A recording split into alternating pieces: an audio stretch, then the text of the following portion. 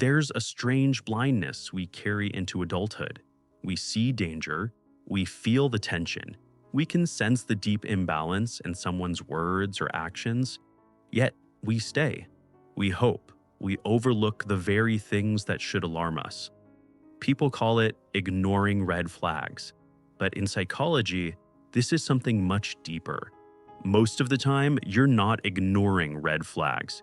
You're reliving a pattern your nervous system learned in childhood, long before you had words for it.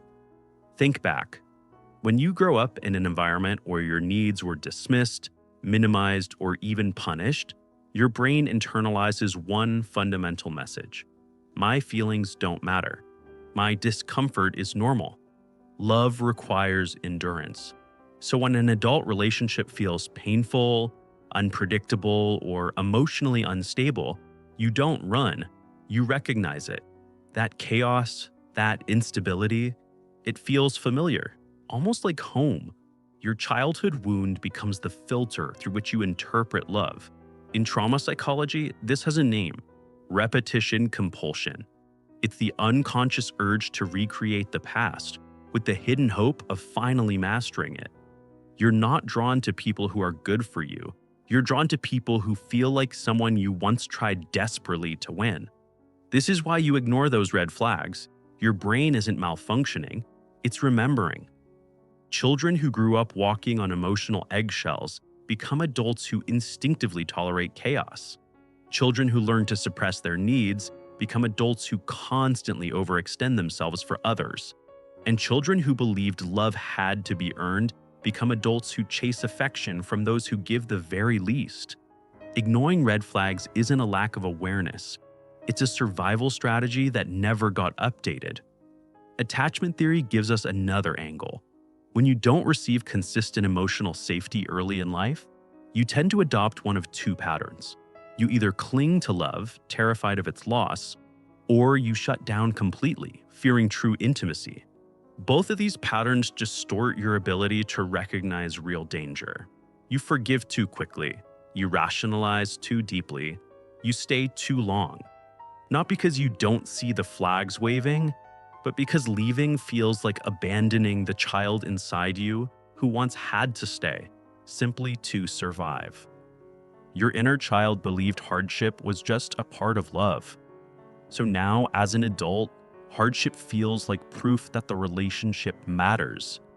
It feels like you're fighting for something real. This is why perfectly healthy love can feel so foreign, even suspicious. Calm feels boring. Consistency feels fake. Someone who treats you with genuine care feels too good to be true. The truth is this: you ignore red flags because the wounded part of you is still trying to earn the love you never received freely.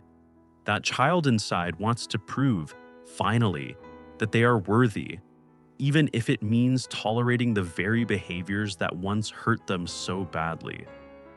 Healing begins the moment you realize the pattern is not your fault. You were conditioned to see danger as normal and to see self-abandonment as love.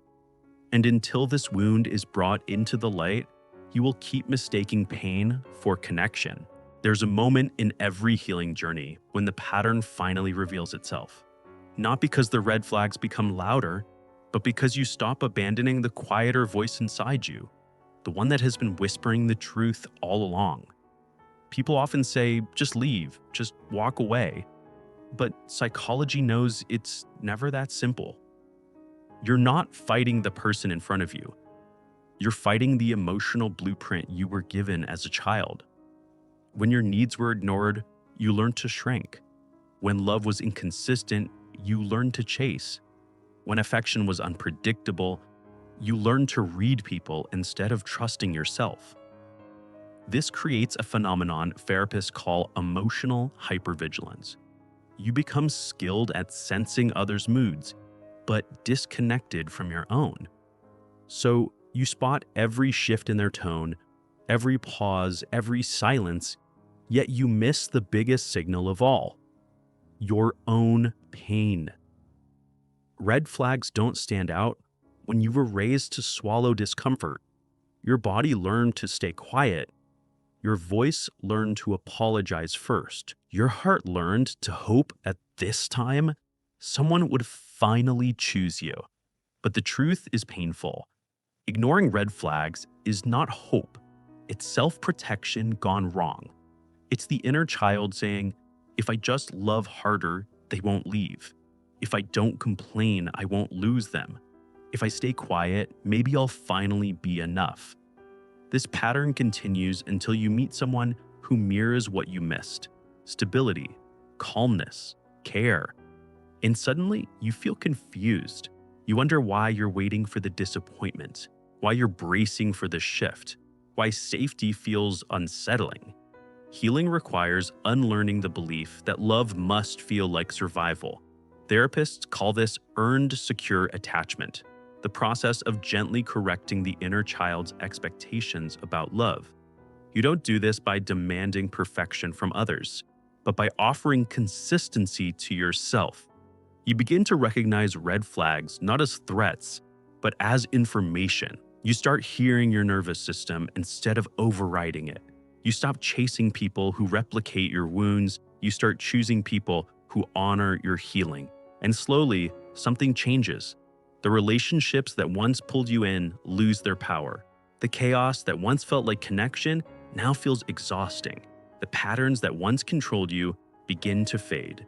Because once you understand that your childhood wounds shaped your choices, you stop letting them shape your future. You no longer ignore red flags, you acknowledge them, you respect them, you walk away not from fear, but from clarity. The moment you stop abandoning yourself is the moment you stop tolerating the things that once broke you. And that is how the cycle ends.